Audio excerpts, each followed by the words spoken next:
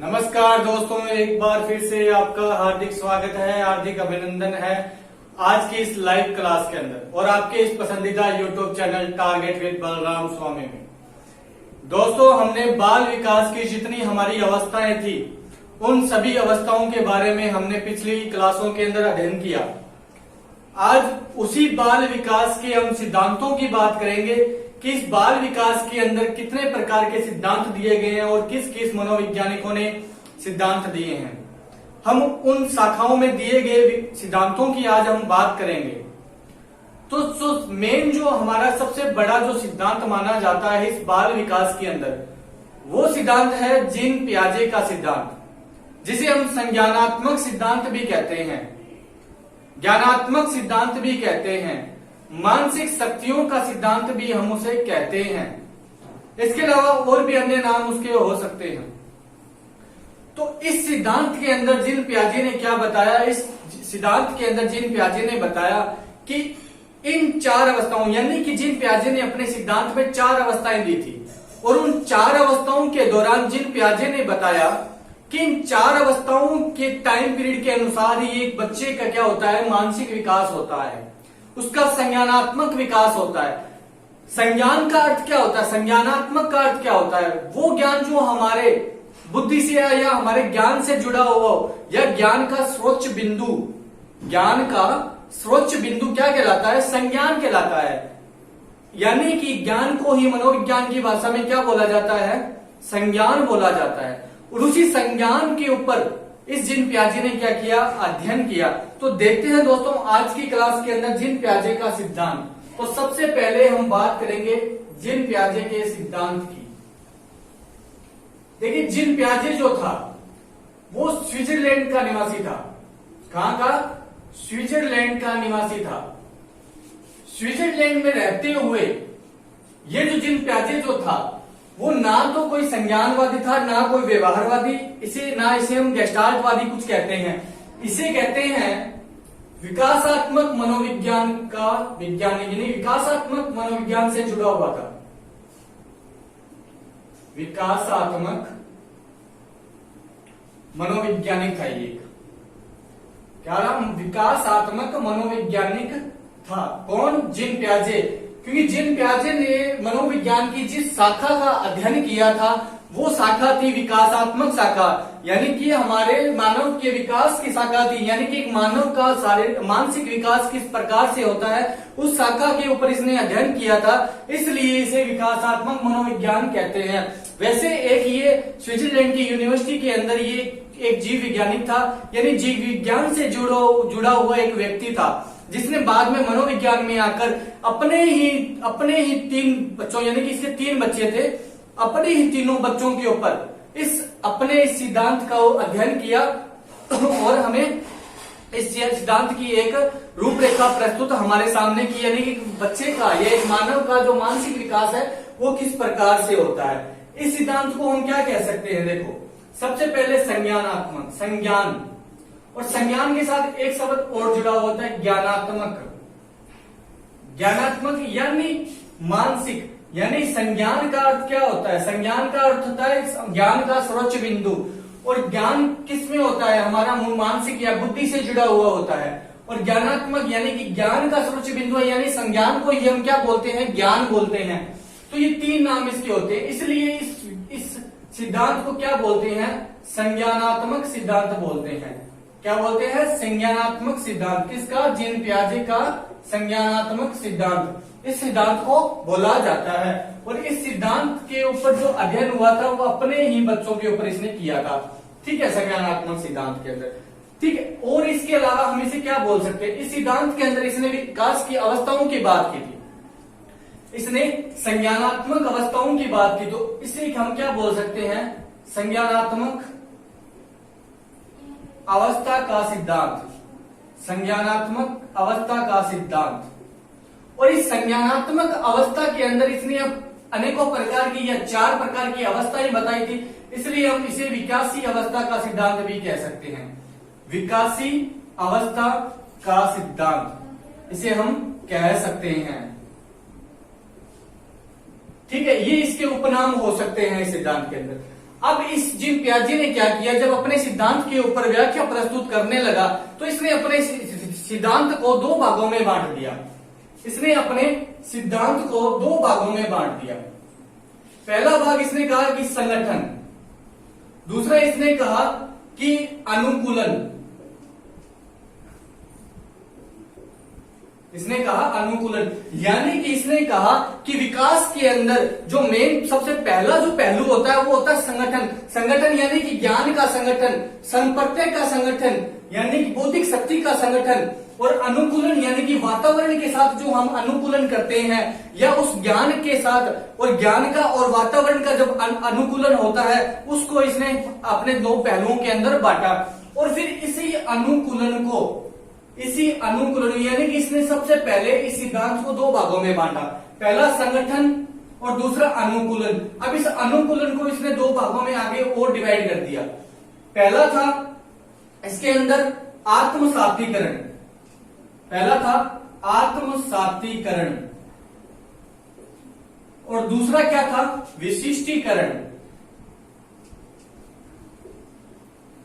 विशिष्टीकरण यार अब देखिए इन चार पहलुओं का आप हमें याद रखना है। यहां पे जो प्रश्न पूछा जाता है वो किस तरह से आएगा।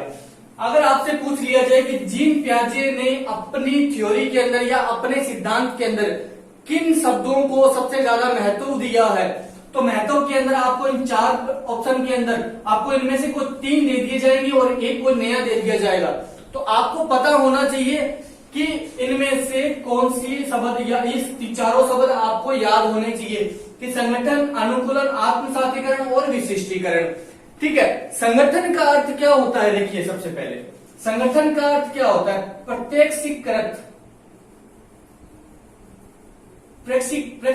प्रत्यक्षीकृत सूचनाएं प्राप्त करना। यानी कि बच्चा जब जन्म लेता है तो जन्म लेने के पश्चात वो सबसे पहले चीजों को देखता है और चीजों को देखकर, ठीक है, उनसे प्राप्त सूचनाओं को अपने माइंड के अंदर क्या करता है, जमा करता है। उसके बाद वो इस प्रत्यक्षीकृत के माध्यम से या प्रत्यक्ष के माध्यम से, यानी कि चीजों को देखकर जो माइंड के अंदर अपनी बुद्धि के अंदर जो स्टोरेज करता है, उस स्टोरेज का और फिर बाद में क्या करता है, जो अपने उसने पूर्व ज्ञान यानी कि उस स्टोरेज का अपने नवीन ज्ञान के साथ क्या करता है, संबंध स्थापित करता है। क्या करता है, अनुकूलन का अर्थ क्या होता है, नवीन ज्ञान का क्या होता है, नवीन ज्ञान का पूर्व ज्ञान का नवीन ज्ञान से संबंध।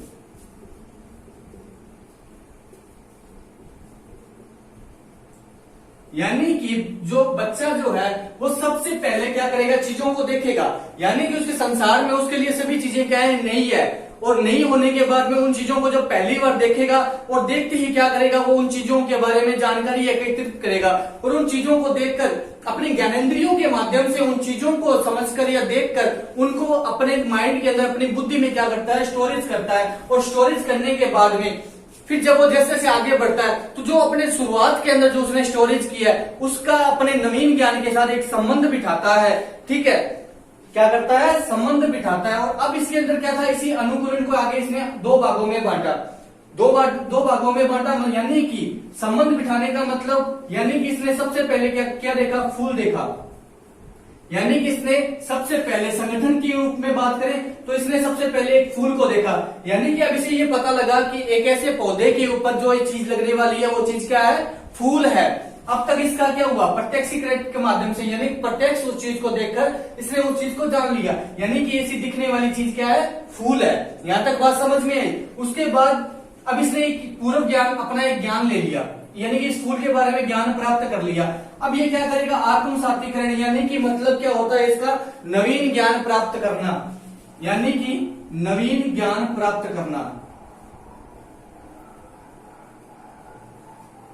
और विशिष्टीकरण का अर्थ क्या होता है, विशिष्टीकरण का अर्थ क्या होता है, नवीन ज्ञान का विस्तार करना। इसका अर्थ क्या होता है, नवीन ज्ञान का विस्तार करना।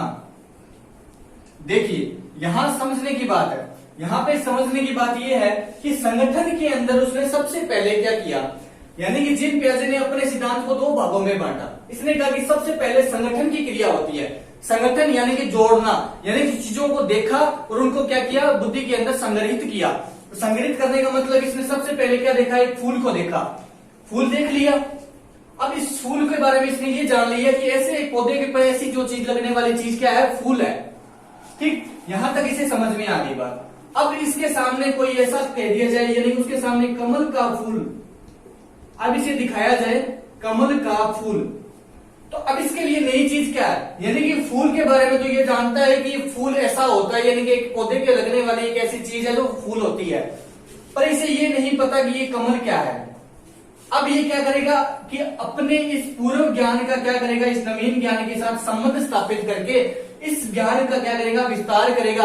यानी कि अब इसे ये पता लगेगा कि फूल भी होता है और एक कमल का फूल भी होता है, यानी कि फूल भी बहुत तरह के होते हैं, जिसमें कमल का फूल, चमेली का फूल, गेंदे का फूल, यानी कि अनेकों प्रकार के फूल होते हैं।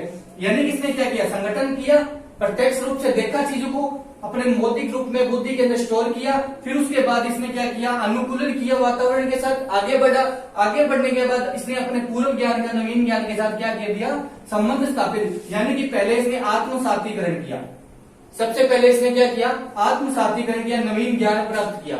और फिर उस नवीन ज्ञान का जब पूरा जो नवीन ज्ञान, उसे आगे जब ज्ञान मिला तो उस ज्ञान का क्या कर लिया, विस्तार कर लिया। नवीन ज्ञान क्या था, फूल था, और इस फूल के रूप में जब इसने ये जान लिया कि कमल का फूल भी होता है और चमेली का फूल भी होता है, तो यानी इसने अपने नवीन ज्ञान का क्या कर लिया, विस्तार कर लिया। तो यहां तक बात समझ में आई। फिर इसने क्या किया, इसी सिद्धांत में अपने एक मानव के या एक बच्चे की विकास की, जो मानसिक विकास की अवस्था बताई थी, वो 4 अवस्थाएं बताई थी। कितनी, 4 अवस्थाएं बताई थी। और सबसे महत्वपूर्ण बात यहाँ ये है कि जीन पियाजे ने कहा कि एक बच्चे के विकास के ऊपर उसके वातावरण का प्रभाव सबसे ज्यादा पड़ता है। एक वातावरण को महत्व सबसे ज्यादा दिया था। जीन पियाजे ने अपने सिद्धांत में वातावरण का महत्व दिया था कि वातावरण के आधार पर ही क्या होता है, एक बच्चे के विकास, मानसिक विकास उसका होता है। ठीक है, यहां तक बात समझ में, स्क्रीनशॉट लीजिए। फिर हम बात करते हैं एक एक अवस्थाओं के बारे में कि उसकी 4 अवस्थाएं कौन कौन सी हैं।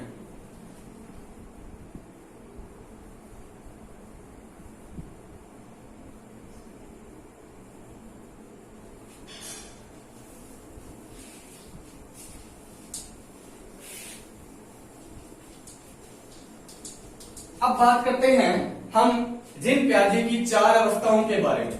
सबसे पहली इसने जो अवस्था बताई थी एक बच्चे के मानसिक विकास की, वो कौन सी थी, संवेदी गामक अवस्था। संवेदी गामक अवस्था, ठीक है। और ये जो संवेदी गामक अवस्था का जो इसने टाइम पीरियड बताया था, वो बताया था जन्म से लेकर 2 वर्ष तक, जन्म से लेकर 2 वर्ष तक। ठीक है, इसने अपना जो संवेदी गामक अवस्था के अंदर जो एक बच्चे के मानसिक विकास का जो टाइम पीरियड बताया था, वो बताया था जन्म से लेकर 2 वर्ष तक। फिर इसने बात की थी दूसरी जो अवस्था थी इसकी, वो कौन सी थी, पूर्व संक्रियात्मक अवस्था। पूर्व संक्रियात्मक अवस्था, पूर्व संक्रियात्मक अवस्था। और पूर्व संक्रियात्मक अवस्था जो थी वो 2 से लेकर 7 वर्ष तक थी। यानी कि जीन पियाजे ने अपनी दूसरी अवस्था का जो टाइम पीरियड बताया वो 2 से लेकर 7 वर्ष तक बताया। फिर इसने जो तीसरी अवस्था बताई थी वो थी मूर्त संक्रियात्मक अवस्था। मूर्त संक्रियात्मक अवस्था। मूर्त संक्रियात्मक अवस्था का जो टाइम पीरियड था वो 7 से लेकर 11 वर्ष तक था। 7 से लेकर 11 वर्ष तक था। ठीक है, फिर बात करते हैं हम लास्ट इसकी अवस्था जो इसने बताई थी, वो थी औपचारिक संक्रियात्मक अवस्था। औपचारिक संक्रियात्मक अवस्था। और इसका जो टाइम पीरियड 11 से लेकर 15 या 16 वर्ष तक इसने बताया था। 11 से लेकर 15 या 16 वर्ष तक इसने इस अवस्था का मतलब बताया। अब बात करते हैं सबसे पहली अवस्था संवेदी गामक अवस्था। संवेदी कामक अवस्था के अंदर जन्म से 2 वर्ष तक, यानी कि बच्चा भी क्या है, जन्म लिया है उसने, और वो शेष अवस्था के अंदर है। और शेष अवस्था में सबसे पहले वो क्या करता है, इसका नाम से ही देखिए, संवेदी समझ उसे महसूस होने लगती है, और उसके माध्यम से क्या करता है, वो गामक क्रियाएं करता है, यानी कि उसे सबसे पहले संवेदी समझ उत्पन्न होती है उसकी। यानी कि बच्चे के पास कोई ज्ञान नहीं है, कोई समझ नहीं है, उसे किसी प्रकार का कोई ज्ञान नहीं है, सिर्फ वो उसके पास कौन सी है, गामक क्रिया, यानी कि वो अभी शरीर से जितने भी क्रियाएं करता है वो शारीरिक क्रियाएं करता है। बच्चा चलता है, दौड़ता है, फिरता है, यानी कि कोई भी चीज को पकड़ने की कोशिश करेगा और पकड़कर उसे मुंह में लेने की कोशिश करेगा, कोई भी चीज उसके हाथ में आने के बाद में हर चीज को पकड़ने की, यानी कि शारीरिक क्रियाएं सबसे ज्यादा बच्चा इस अवस्था के अंदर करता है। फिर पूर्व संक्रियात्मक अवस्था। पूर्व संक्रियात्मक अवस्था के अंदर क्या होता है, देखिए 2 तरह के चिंतन होते हैं, मूर्त चिंतन और अमूर्त चिंतन। मूर्त चिंतन का मतलब तीसरी अवस्था को देखिए, मूर्त संक्रियात्मक अवस्था, यानी कि इस अवस्था के अंदर क्या है कि बच्चा जो है वो मूर्त चिंतन करने लग जाता है, और इस मूर्त चिंतन से जो पहले की अवस्था जो होती है उसे हम पूर्व संक्रियात्मक अवस्था कहते हैं। और इस अवस्था के अंदर क्या होता है, बच्चा चीजों को धीरे धीरे क्या है, समझने लगता है, फिर वो मूर्त चिंतन करेगा, और फिर औपचारिक संक्रियात्मक अवस्था के अंदर क्या होता है, उसका पूर्ण रूप से विकास होता है और वो अमूर्त चिंतन की ओर बढ़ जाता है। तो हम एक एक करके सभी अवस्थाओं के बारे में अध्ययन करते हैं। ठीक है, सबसे पहली जो हमारी अवस्था है वो ये है संवेदी कामक अवस्था। देखिए संवेदी कामक अवस्था का अर्थ क्या, संवेदी कामक अवस्था के अंदर क्या होता है, सबसे पहले उसे संवेदना होती है चीजों के बारे में। संवेदना का कैसे होती है, हमारी ज्ञानेंद्रियों के माध्यम से अगर हमें कोई ज्ञान प्राप्त हो रहा है तो वो संवेदना होती है। हाथ, नाक, त्वचा, ये इन 5 जो ज्ञानेंद्रियां हमारी होती है, इन ज्ञानेंद्रियों के माध्यम से अगर कोई हमें ज्ञान प्राप्त हो रहा है तो वो चीज क्या कहलाती है, वो संवेदना कहलाती है। यानी कि इसे अब इस अवस्था के अंदर क्या होता है, संवेदी समझ क्या होती है, संवेदी समझ विकसित उसकी होने लग जाती है। कौन सी अवस्था में, संवेदी गामक अवस्था के अंदर। दूसरा, इस अवस्था में वो बच्चा जो है वो गामक क्रियाएं करता है। अब देखिए गामक क्रिया का अर्थ क्या होता है, गामक का अर्थ क्या होता है, यानी कि गामक का अर्थ होता है शरीर के द्वारा की जाने वाली क्रिया, शरीर के द्वारा की जाने वाली क्रिया। ठीक है, जो शरीर से हम क्रिया करते हैं, यानी कौन कौन सी, जैसे चलना, फिरना, दौड़ना, खेलना, लिखना, ये सब चीजें क्या होती है, जो चीजें हमारे शरीर के अंगों से जुड़ी हुई होती है। यानी कि बच्चा अगर ऐसी कोई भी क्रिया करता है जिसके अंदर उसके शरीर के अंगों का यूज हुआ है, वो चीज उसकी क्या कहलाती है, गामक क्रिया कहलाती है। ठीक है, बात यहां तक समझ में आई। और इसी गामक क्रिया के अंदर इस जिन प्याजे ने इस अवस्था के अंदर, यानी कि संवेदी कामक अवस्था के अंदर एक शब्द दिया था जिसका नाम था स्कीमा। जिन प्याजे ने एक शब्द दिया जिसका नाम था स्कीमा। स्कीमा का अर्थ क्या होता है, देखिए स्कीमा का अर्थ क्या होता है, जब ज्ञानेंद्रियों के माध्यम से हम जो कोई ज्ञान प्राप्त करता है और वो ज्ञान हमारा जब जाता है किसके पास, मस्तिष्क के पास, और फिर हम कोई क्रिया करते हैं तो वो स्कीमा कहलाता है। ठीक है, बात यहां तक समझ में आई। यानी कि अगर आप मस्तिष्क से प्राप्त ज्ञान के माध्यम से, कौन से,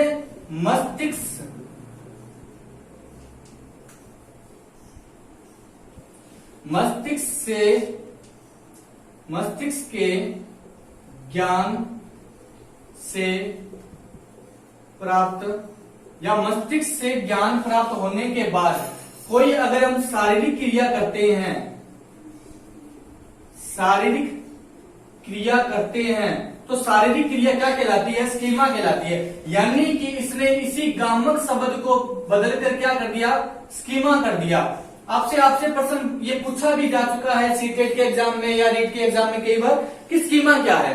तो स्कीमा क्या होता है, ध्यान रखिएगा कि मस्तिष्क के अंदर जो ज्ञान हमारा चला जाता है, अगर उस ज्ञान के माध्यम से अगर हम कोई शारीरिक क्रिया करते हैं, यानी कि 0 से जन्म से लेकर 2 वर्ष तक कोई बच्चा जब मस्तिष्क के बारे में या प्रत्यक्ष रूप से कोई चीज को देखकर उसके बारे में ज्ञान प्राप्त कर लेता है, ध्यान से सुनिएगा, प्रत्यक्ष रूप से किसी चीज को देखकर जब कोई ज्ञान प्राप्त कर लिया जाता है, मस्तिष्क में उसे स्टोर कर लिया जाता है, फिर उसके माध्यम से या अपनी संवेदी समझ से कोई बच्चा अगर शारीरिक क्रिया करता है या कोई गामक क्रिया करता है तो उस क्रिया को क्या कहते हैं? स्कीमा कहते हैं। यानी कि गामक क्रिया को ही क्या कर दिया? स्कीमा नाम दे दिया गया जीन प्याजे के द्वारा। तो यहां तक समझ में आई बात। एक और होता है इसके अंदर, इसमें बच्चा जो इस अवस्था के दौरान प्रकाश के प्रति क्या हो जाता है? सचेत हो जाता है, प्रकाश के प्रति सचेत।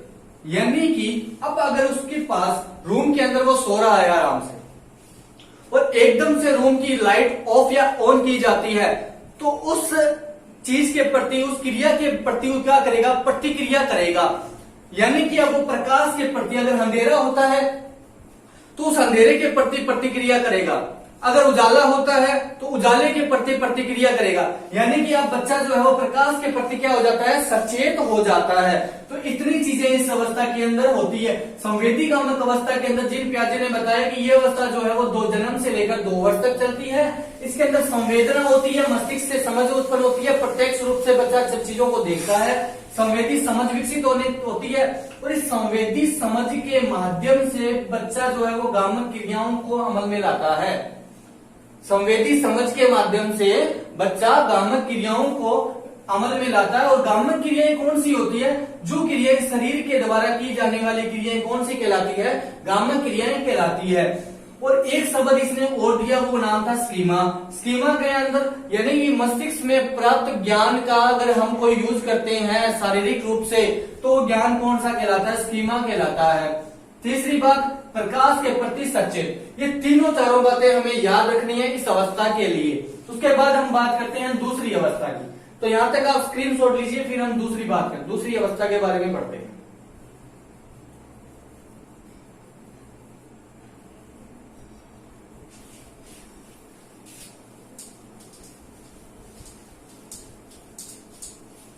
देखिए जो दूसरी अवस्था जो है हमारी वो कौन सी है? पूर्व संक्रियात्मक अवस्था। पूर्व संक्रियात्मक अवस्था कहां से कहां तक होती है? 2 से लेकर 7 वर्ष तक। 2 से लेकर 7 वर्ष तक ये अवस्था हमारी होती है। इस अवस्था के अंदर क्या होता है? इस अवस्था को एक नाम और दिया गया था, यानी कि इसके उपनाम की अगर हम बात करें तो इस अवस्था को जीन प्याजे ने अंत्य प्रज्ञा काल की अवस्था कहा। अंत्य प्रज्ञा काल की अवस्था। देखिए अब अंत्य प्रज्ञा काल क्या होता है ये चीज हमें देखनी है। अंत्य प्रज्ञा काल का मतलब क्या होता है? अगर हमारे मस्तिष्क के अंदर कोई संप्रत्यय का निर्माण होता है, कोई संप्रत्यय का निर्माण होता है या फिर कोई कॉन्सेप्ट का निर्माण होता है तो उसे हम क्या कहते हैं? अंत्य प्रज्ञा काल कहते हैं। यानी कि आपने चीजों को प्रत्यक्ष रूप से देखा और उसका कोई माइंड के अंदर चित्र अगर आपके बन गया तो फिर वो चीज क्या कहलाती है? जीन प्याजे की भाषा में अंत्य प्रज्ञा काल कहलाती है। अब इस अवस्था के बारे में आप जान गए होंगे कि इस अवस्था के अंदर वो एक बच्चे को संप्रत्यय का ज्ञान प्राप्त होता है। एक बच्चे के अंदर क्या होता है? संप्रत्यय बनता है, कॉन्सेप्ट बनता है चीजों के बारे में। यानी कि उसने गाय को देखा तो गाय का जो चित्र है वो उसके माइंड में बैठ जाता है या फिक्स हो जाता है। फिर वो दूसरी बार अगर उसे वैसी कोई चीज दिखेगा तो वो झट से बोलेगा ये गाय है। यानी कि उसका एक चित्र उसके माइंड के अंदर बना, यानी कॉन्सेप्ट तैयार हो चुका है। अब उसे कोई भी चित्र अगर गाय का दिखाया जाएगा झट से वो पहचान जाएगा ये गाय होती है। और अगर गाय के दिखने वाली कोई भी अन्य चीज होगी तो उसे भी वो क्या बोलेगा? गाय बोलेगा, क्योंकि समझ है नहीं है, फिर संप्रत्यय का निर्माण हो चुका है। ठीक है, पहली बात तो इसमें इस अवस्था को अंत्य प्रज्ञा काल की अवस्था कहा जाता है।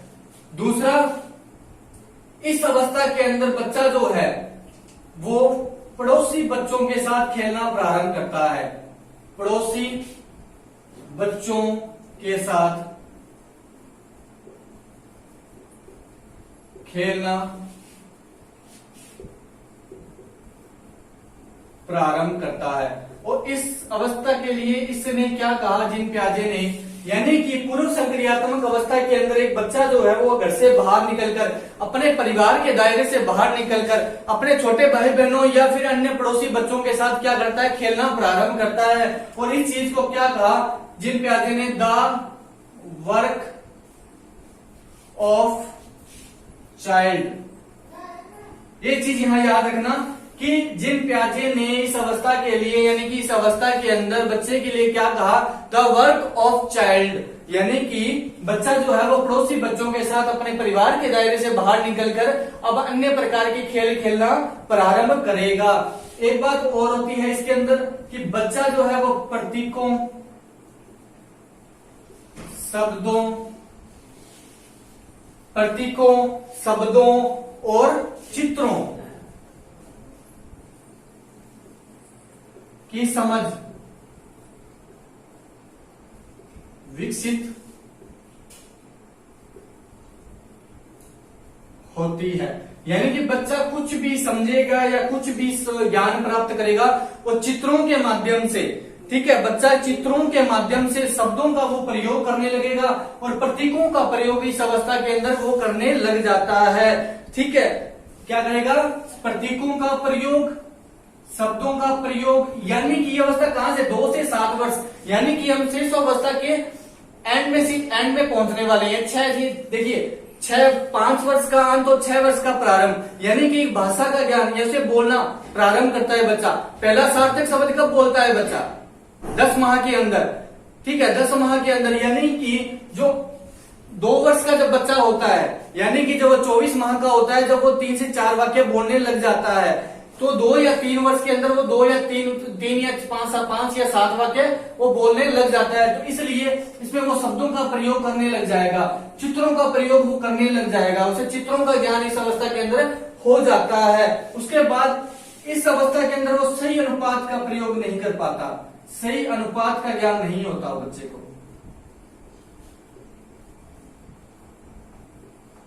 सही अनुपात का ज्ञान नहीं होता, सही अनुपात का ज्ञान नहीं होता। उसे नहीं पता कि ये छोटा है या ये बड़ा है, ठीक है। इस अवस्था के अंदर क्या होता है, मान लो उसके सामने एक गिलास है, ऐसे 2 गिलास है उसके सामने,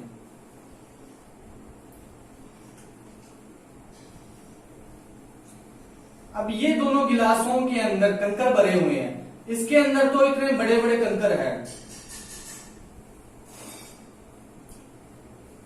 और इसके अंदर ये छोटे छोटे कंकर है, और इन छोटे छोटे कंकरों से ये गिलास क्या है, आधा भरा हुआ है। और अब अगर बच्चे से ये पूछा जाए कि किस गिलास के अंदर सर्वाधिक कंकर है, तो बच्चा क्या कहेगा, उसे अनुपात का ज्ञान नहीं है, इसलिए वो क्या कहेगा, इस गिलास के अंदर सर्वाधिक कंकर है। पर वास्तविकता क्या है कि इस गिलास के अंदर सर्वाधिक कंकर है, क्योंकि कंकरों की संख्या जो साइज है, अनुपात जो है वो छोटा है, इसलिए इसमें सर्वाधिक कंकर आधे गिलास के अंदर शामिल हो चुके हैं।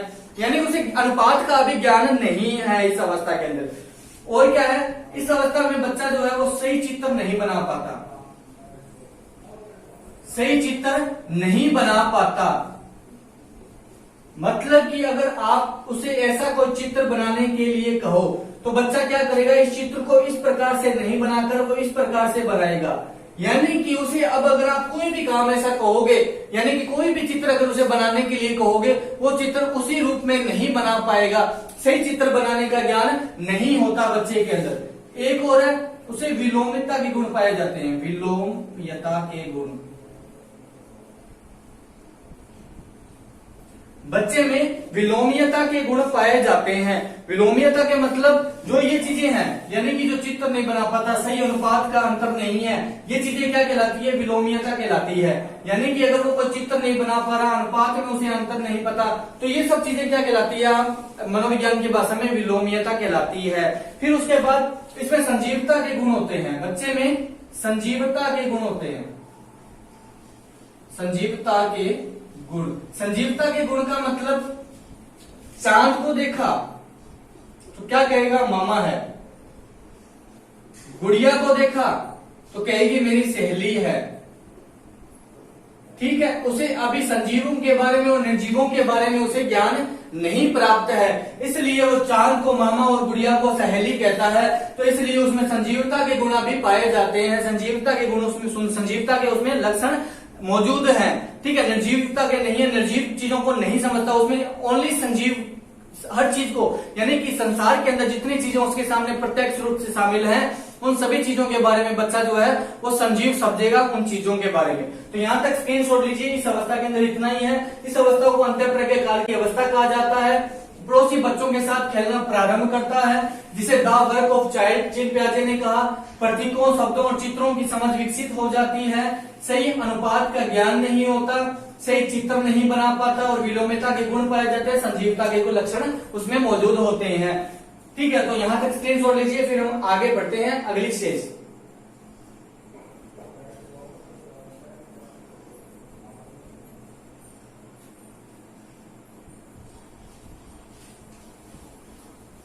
अब देखिए तीसरी स्टेज के अंदर क्या होता है कि जो दो स्टेजों के अंदर जो हमारे अंदर कमी रही थी, या पूर्व संक्रियात्मक अवस्था के अंदर जो कमियां हमारे शरीर के अंदर या हमारे मानसिक विकास में रहती है, उन कमियों को इस अवस्था के अंदर पूरा करता है एक बच्चा।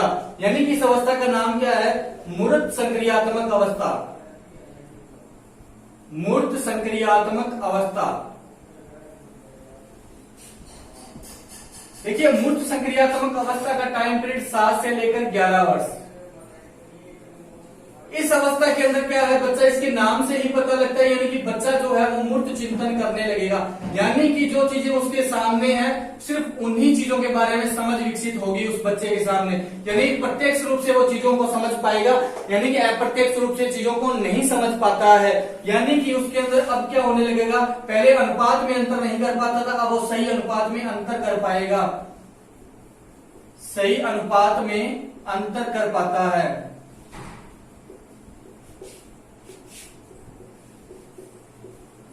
सही अनुपात में अंतर कर पाता है। दूसरी बात, वो तर्क पर चिंतन, तर्क देने लगेगा, या उसे तार्किक चिंतन उसका होने लगेगा। तार्किक चिंतन, यानी कि पहले छोटे और बड़े में अंतर फर्क नहीं था, अनुपात में अंतर नहीं था, बिना तर्क की बात, यानी कि ये चीज बड़ी दिख रही है तो ये बड़ी है। रुई है तो रुई का अगर कोई मीठा है, रुई अगर भारी 1 किलो रुई उसके सामने रख दी जाए और एक 5 किलो लोहे का गोला रख दिया जाए, तो वो रुई को बड़ा बताएगा। वो क्या कहेगा, ये चीज बड़ी दिखने में बड़ी है तो इसलिए ये बड़ी है। यानी कि उसके पास उसे बड़ी बताने का कोई तर्क नहीं होगा। परंतु अब इस अवस्था के अंदर क्या होगा, उसके पास तर्क भी होगा, तार्किक शक्ति भी विकसित हो जाएगी और मूर्त चिंतन भी बच्चा इस अवस्था के अंदर करने लग जाता है। अब उसे क्रम के अंदर, वस्तु को क्रम में रखना, आकार और भार में अंतर पता लगेगा, भार में अंतर पता लगता है।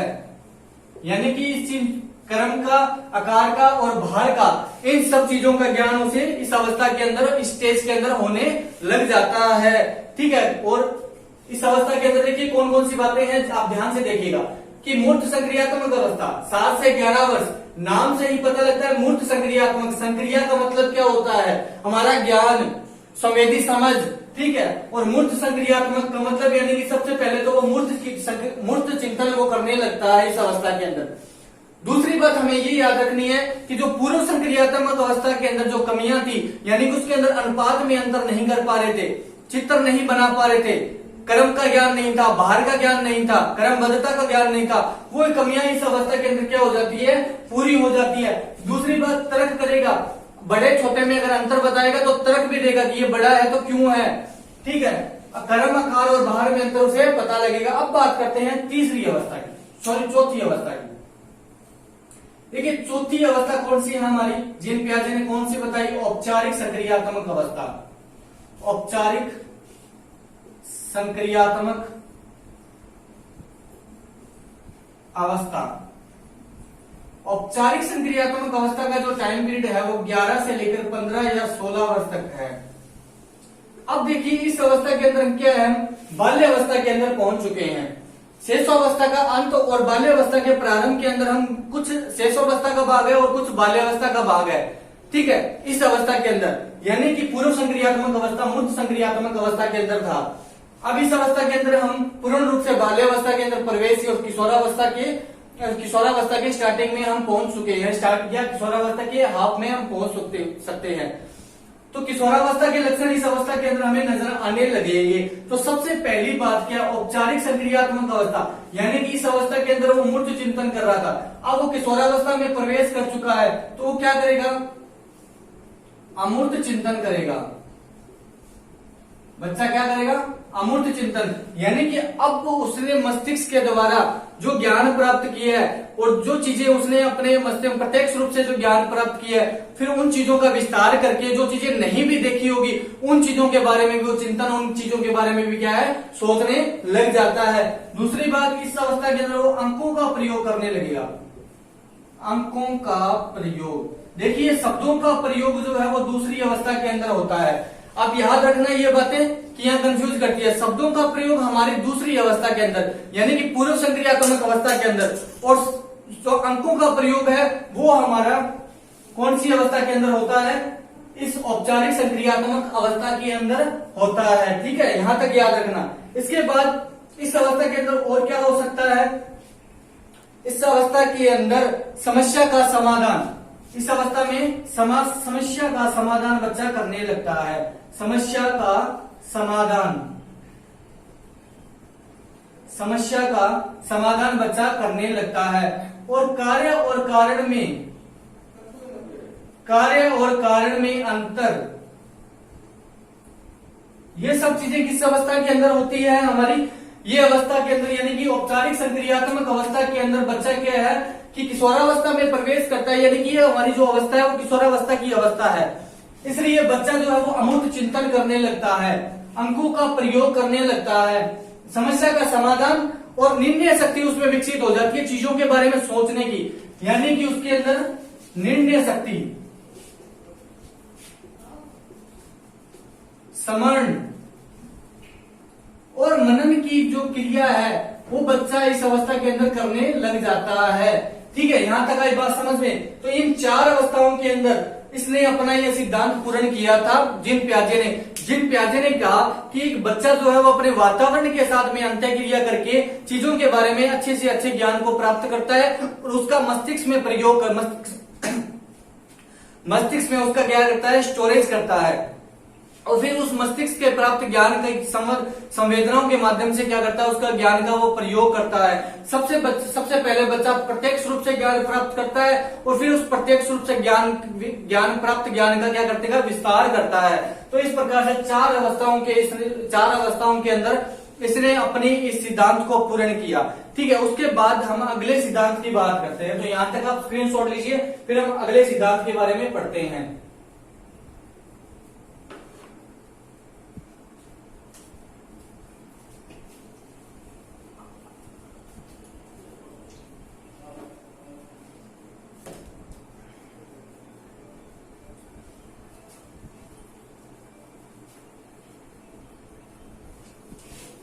अब हम बात करते हैं जो हमारा बाल विकास के अंदर संज्ञानात्मक सिद्धांत के अंदर जो दूसरा जो सिद्धांत था वो कौन सा सिद्धांत था। देखिए, इसी सिद्धांत का एक विकल्प था जो इसका शिष्य था जिसका नाम था जेरोम ब्रूनर। देखिए, जिसका नाम था जेरोम ब्रूनर।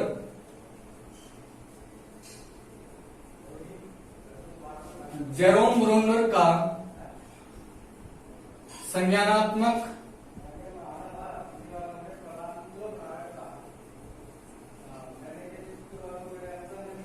अधिगम का सिद्धांत, जेरोम ब्रूनर का संज्ञानात्मक अधिगम का सिद्धांत।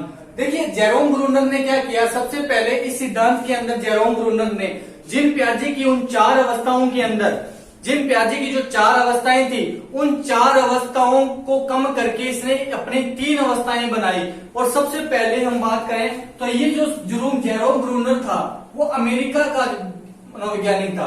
कहां का था ये, अमेरिका का मनोवैज्ञानिक था। और इस अमेरिका के इस जेरोम ब्रूनर की थ्योरी को थोड़ा सा बदलकर दो चीजें दी आपको। इस सिद्धांत के अंदर दो चीजें अलग दी, यानी अलग चीजें रखी।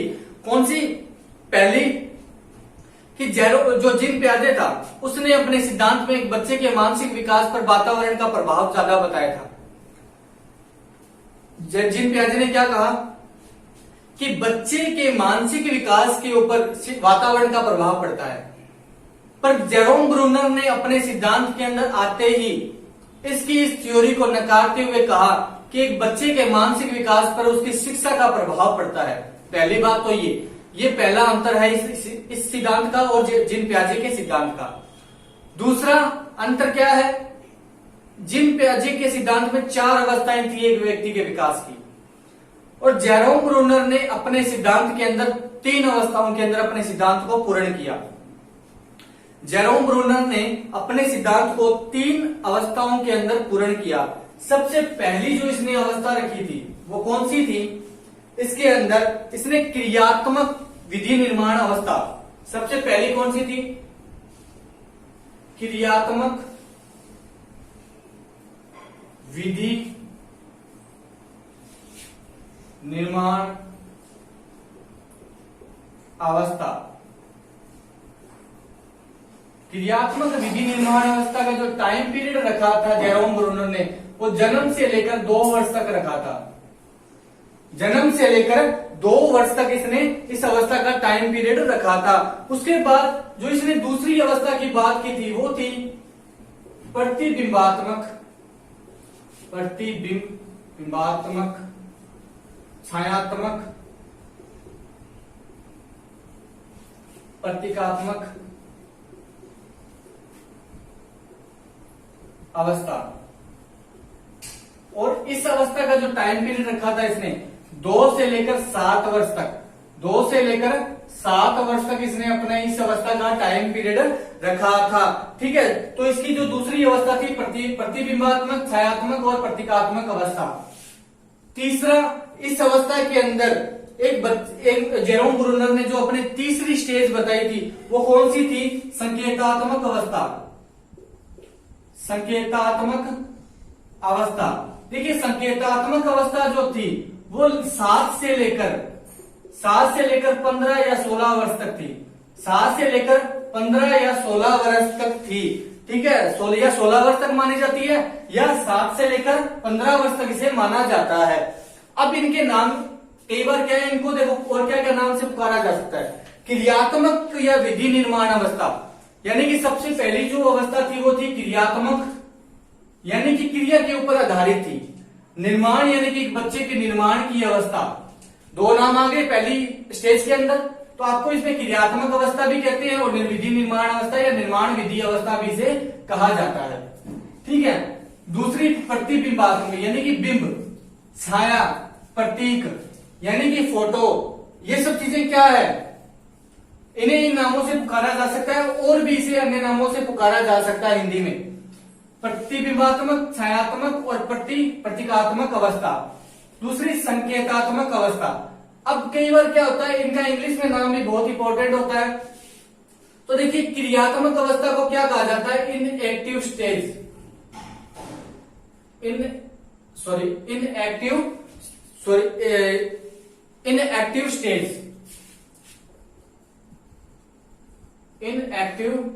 स्टेज।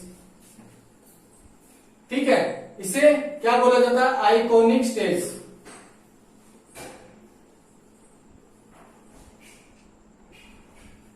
इसे बोला जाता है सिंबॉलिक स्टेज।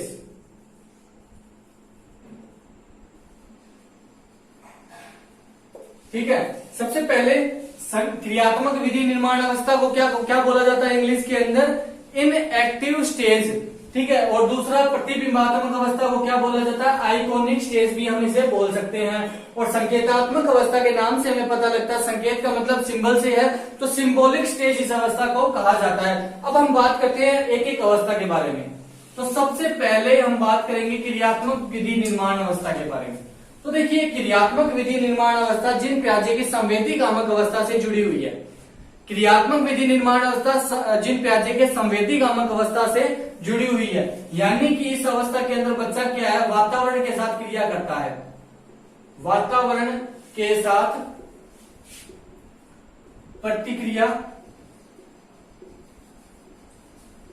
करता है।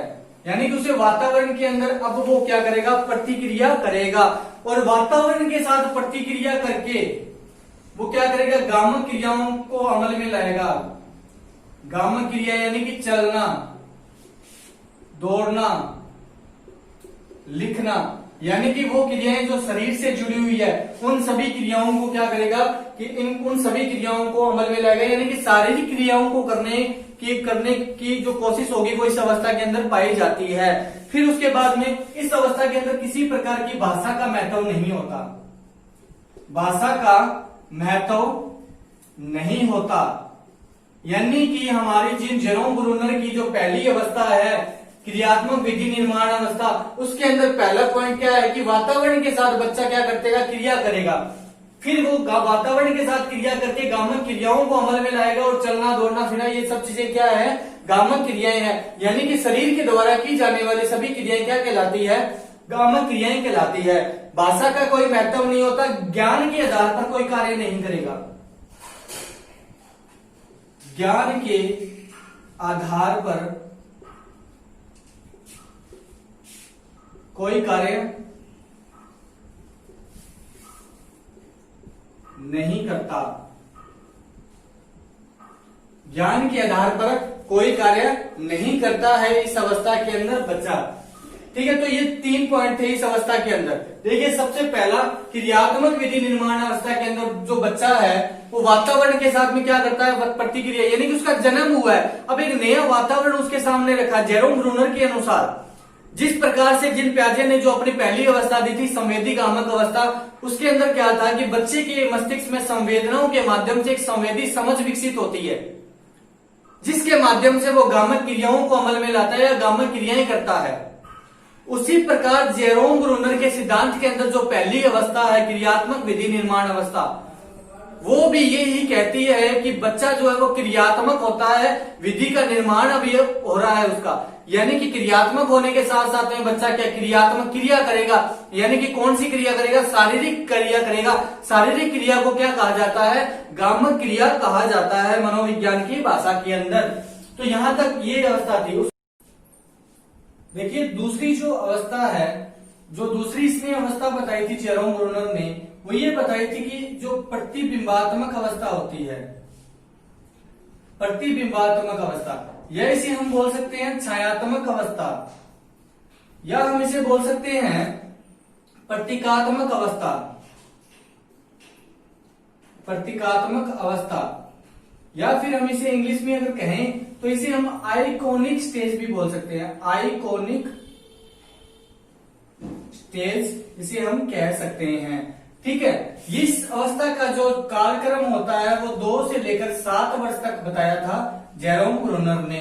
ये जो अवस्था है वो जेरोम ब्रूनर की 2 अवस्थाएं जो होती है, दूसरी और तीसरी अवस्था, पूर्व संक्रियात्मक और मूर्त संक्रियात्मक अवस्था का इकट्ठा रूप है इस अवस्था के अंदर। यानी कि जो चीजें पूर्व संक्रियात्मक अवस्था के अंदर हुई थी और मूर्त संक्रियात्मक अवस्था के अंदर हुई थी, वो सभी चीजें क्या है इसी अवस्था के अंदर इसने एक ही अवस्था के अंदर क्या कर दिया, शामिल कर दिया, यानी 2 से 7 वर्ष के अंदर इसने शामिल कर दिया। बालक क्या करेगा, सबसे पहले सूचनाओं के माध्यम से बालक सूचनाएं किसके माध्यम से प्राप्त करेगा, संपर्त्य के माध्यम से। किसके माध्यम से, संपर्त्य के माध्यम से, यानी कि इसमें क्या प्रतिबिंब बनेगा एक बच्चे के मस्तिष्क के अंदर। यानी कि संपर्त्य का मतलब क्या होता है, मस्तिष्क में बने प्रतिबिंब की क्या कहलाते हैं, कॉन्सेप्ट कहलाते हैं या संपर्त्य कहलाते हैं। यानी कि किसी चीज को देखकर हमने उस चीज के बारे में, यानी कि उसके बारे में क्या इमेज एक अगर हमने बना ली है मस्तिष्क में, तो वो हमारा संपर्त्य है। यानी कि बच्चे के मस्तिष्क में प्रतिबिंब बनते हैं, बालक सूचनाएं संपर्त्य के माध्यम से प्राप्त करता है और मानसिक प्रतिबिंबों के माध्यम से इनका उपयोग करता है। संपर्त्य के माध्यम से उसने सूचनाएं यानी प्रतिबिंब प्रतीक के माध्यम से सूचनाएं प्राप्त की और फिर उन्हीं सूचनाओं का मस्तिष्क के माध्यम से क्या करेगा, यूज करेगा। इस अवस्था के अंदर क्या होता है, भाषा का महत्व होता है। इस अवस्था के अंदर भाषा का महत्व होता है, यानी कि बच्चा बाल्यावस्था में है तो भाषा का महत्व इस अवस्था के अंदर होगा। दूसरा, इस अवस्था में चमक, गति, शोर और और ध्वनि का महत्व बच्चे के लिए बढ़ जाता है। यानी कि अब उसे ऐसा खिलौना चाहिए जो चमकदार हो, शोर करता हो, ध्वनि करता हो और जिसमें गति हो, जो गतिशील है, जो गतिशील होगा वो खिलौना उस बच्चे को अब इस अवस्था के अंदर पसंद आएगा। ठीक है, इन चीजों का महत्व इस अवस्था के अंदर होता है। प्रतिबिंबात्मक और छायात्मक और प्रतीकात्मक अवस्था या आइकॉनिक स्टेज के अंदर बच्चा जो है वो चमक को महत्व देता है, शोर को महत्व देता है, गति को महत्व देता है और ध्वनि को महत्व देता है। ठीक है, तो यहां तक स्क्रीनशॉट लीजिए, फिर हम बात करते हैं तीसरी स्टेज की, जेरोम ब्रूनर की।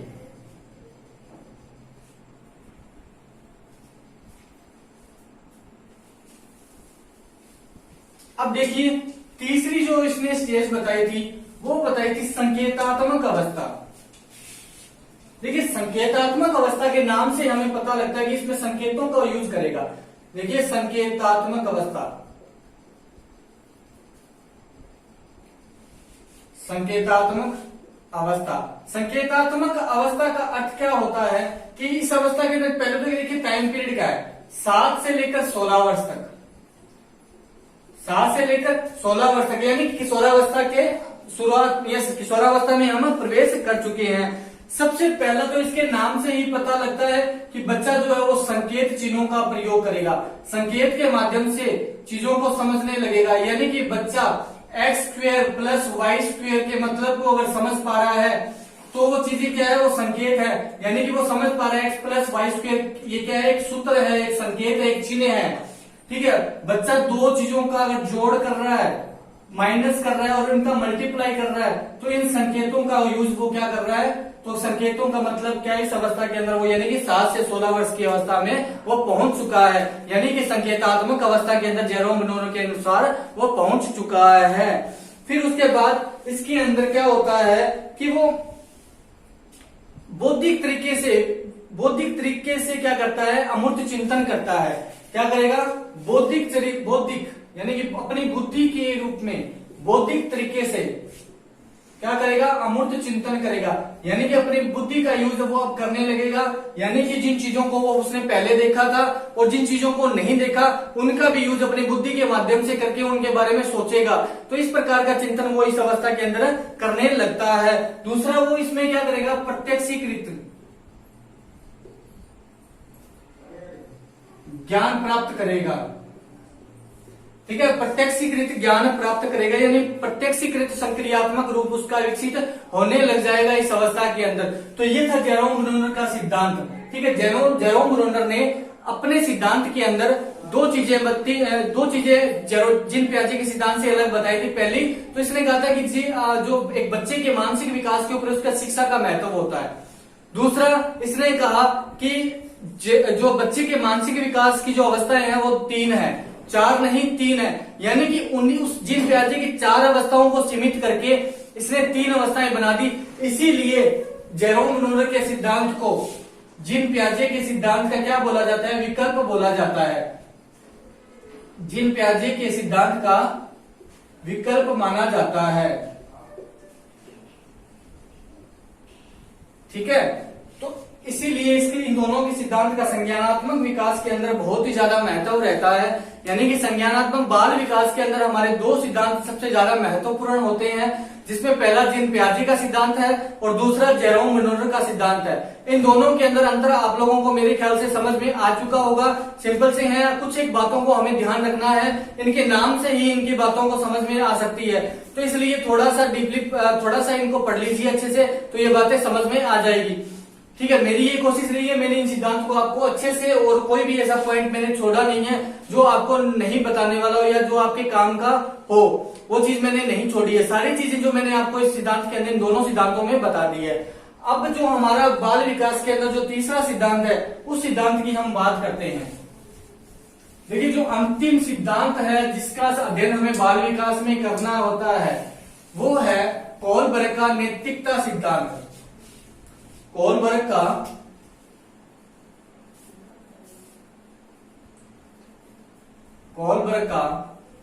नैतिकता का सिद्धांत। देखिए, कोलबर्ग के सिद्धांत के अंदर आपको थोड़ी बहुत बातें याद रखनी है। कुछ कुछ बातें हैं इसकी जो माइंड में रखनी है। सबसे पहली तो इसने कहा कि 10 से लेकर 16 वर्ष तक का बच्चे के बारे में अध्ययन किया था।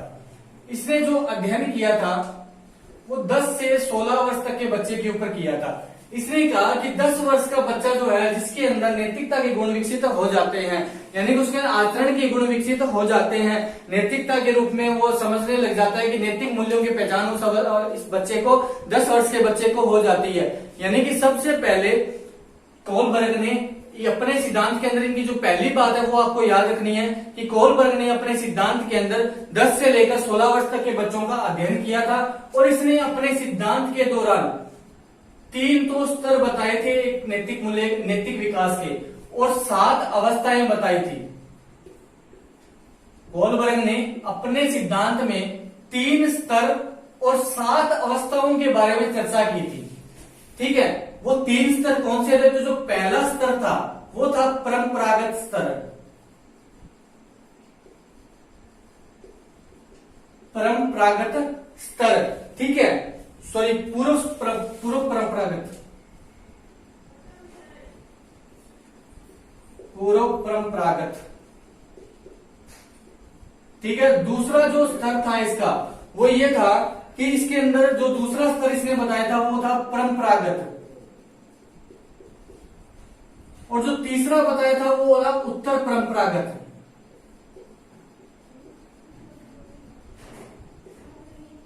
ये 3 स्तरों के बारे में इसने चर्चा की थी अपने इस सिद्धांत के अंदर। और इन 3 स्तरों के अंदर जो पहला जो स्तर था वो कब से कब तक होता है, यानी इस अवस्था के अंदर जो पहला स्तर था पूर्व परंपरागत स्तर, इसके अंदर बच्चा अपने नैतिक मूल्यों के अंदर 2 चीजों को ध्यान में रखता है। पहला दंड और दूसरा नियम। यानी कि बच्चे के माइंड में क्या रहेगा कि अगर मैंने कोई अनैतिक काम किया या नैतिक मूल्यों से हटकर कुछ ऐसा काम किया जो गलत है समाज की नजर में या अपने परिवार की नजर के अंदर, तो मुझे इस नियम के माध्यम से ये दंड मिलेगा। यानी कि वो नियमों के माध्यम से दंड से डरता है, नियमों के रूप में दंड अपने, यानी ये हो सकता है कि बच्चा जब घर के अंदर है या परिवार में है तो उसे उस परिवार के अपने माता पिता के नियमों का ख्याल रहता है कि उसे पता है कि अगर मैंने ऐसा कुछ गलत काम किया तो मुझे इसी नियमों के माध्यम से ये दंड दिया जाएगा।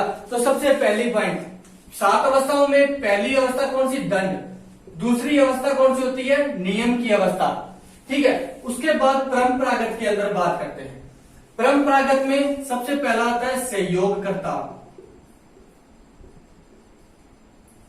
फिर समाज, फिर विद्यालय। यानी कि इस अवस्था के अंदर जो बच्चा है उसके अंदर नैतिकता के गुण किसमें? सहयोग के माध्यम से। यानी कि जो बच्चों के पास क्या होता है अपने मित्रों के से मिलेगा या समाज के अंदर सामाजिकता के लक्षण, यानी कि समाज में जब वो एंटर होगा तो उसमें सहयोग की भावना आएगी और सहयोग की जो भावना है वो हमारे नैतिक आचरण को प्रस्तुत करती है। और दूसरी उसके नैतिकता के गुणों को बनाने के अंदर उसके समाज का योगदान होता है और उसमें अनुशासन पैदा करना, उसमें नैतिकता के गुण पैदा करना वो उसके विद्यालयी वातावरण पर भी डिपेंड करता है। तो उसकी 7 अवस्थाओं में तीसरी अवस्था सहयोगकर्ता, चौथी अवस्था कौन सी होती है? समाज, और 5वीं अवस्था कौन सी होती है? विद्यालय। तो यहां तक याद रखना। देखिए उत्तर परंपरागत के अंदर जो इसने छठी अवस्था जो बताई थी वो कौन सी थी? औपचारिक मूल्य। औपचारिक मूल्य, औपचारिक मूल्य। और इसके साथ इसने जो 7वीं अवस्था बताई थी वो था सार्वभौमिक। सार्वभौमिक, देखिए इसके अंदर क्या होता है? औपचारिक मूल्यों का ज्ञान उस बच्चे को हो जाता है कि ये काम गलत है और ये काम सही है। यानी कि गलत और सही के अंदर उसके अंदर पूर्ण रूप से उसका नैतिक विकास होने लगता है और वो साथ में औपचारिक मूल्यों के बारे में समझने लग जाता है। औपचारिक और अनौपचारिक चीजों के बारे में पहले वो अनौपचारिक चीजों को जान रहा था कि घर के अंदर अगर मैंने कोई गलत काम किया तो मुझे मार पड़ेगी। अब वो उन चीजों की गहराई तक समझ उसे हो चुकी है कि ये काम मेरे लिए कितना अच्छा है और कितना बुरा है। इस प्रकार से औपचारिक मूल्यों की पहचान उस बच्चे को हो जाती है। और सार्वभौमिक का अर्थ यानी कि इन सभी चीजों का अगर विकास उस बच्चे के अंदर हो जाता है तो वो सार्वभौमिक अवस्था होती है। यानी कि कोलबर्ग के अपने सिद्धांत के अंदर उसने 3 स्तर और 7 अवस्थाएं, पहली पूर्व परंपरागत, उसमें उसने दंड और नियम 2 अवस्थाएं बताई। ये नियम के अंदर उसने उसे इस नियम के माध्यम से क्या ये दंड मिलेगा, इस डर से उसमें नैतिकता का विकास होता है। दूसरा, परंपरागत के अंदर सहयोगकर्ता समाज और विद्यालय, ये सब चीजें मिलकर उसके अंदर क्या करते हैं, नैतिकता का विकास करते हैं। तीसरे स्तर के अंदर औपचारिक मूल्य, यानी कि उसे अब समझ हो चुकी है, ये काम अगर कोई गलत है तो उसे दंड से नहीं डरेगा वो, पर उससे समझ हो जाएगी ये काम मेरे लिए असल में ही गलत है। सार्वभौमिक, इन सभी चीजों का अगर विकास उसके अंदर हो जाता है तो यह सब चीजें क्या है, सार्वभौमिक के अंदर आती है। तो दोस्तों, आज की इस वीडियो के अंदर, इस क्लास के अंदर हमने 3 सिद्धांतों को पढ़ा। पहला जीन पियाजे का, दूसरा जेरोम ब्रूनर का और तीसरा कोलबर्ग का नैतिक मूल्यों का सिद्धांत। और इसी के साथ हमारा जो रीट लेवल 1 और रीट लेवल 2 के अंदर साइकोलॉजी के अंदर जो पहली यूनिट है बाल विकास, वो हमारी यहाँ कंप्लीट हो चुकी है। अब हम दूसरी यूनिट की ओर बढ़ने वाले हैं। तो आप लोगों को एक माइंड के अंदर एक चीज रखनी है कि यहां तक आपको कोई भी डाउट अगर है तो क्लियर कर लेना भाई। अगर आपको कोई डाउट नहीं क्लियर होता, कोई डाउट लेकर आप दूसरी यूनिट में चले जाते हो, तो साइकोलॉजी कभी नहीं समझ में आने वाली है। लास्ट तक आप साइकोलॉजी को नहीं समझ पाओगे। डाउट मत रखना, बिना कोई डाउट के हमें दूसरी यूनिट में प्रवेश करना है। तो जो भी डाउट हो क्लियर कर लेना हैंड टू हैंड अभी इसी वक्त, यानी जो क्लास के अंदर आप लाइव क्लास के अंदर आप सब सारी चीजें क्या है क्लियर कर लेना, कमेंट करके जो आपको डाउट लगे वो क्लियर कर लेना। इन तीनों सिद्धांत से लेकर और जो पिछली हमने अवस्थाएं पढ़ी उनके अंदर कोई भी डाउट है तो फिर ही हम आगे अगली क्लास के अंदर हम आगे नए टॉपिक की शुरुआत करेंगे। तो धन्यवाद दोस्तों, अगर क्लास अच्छी लगी हो तो लाइक कीजिएगा। तब तक के लिए आप लोगों का बहुत बहुत धन्यवाद।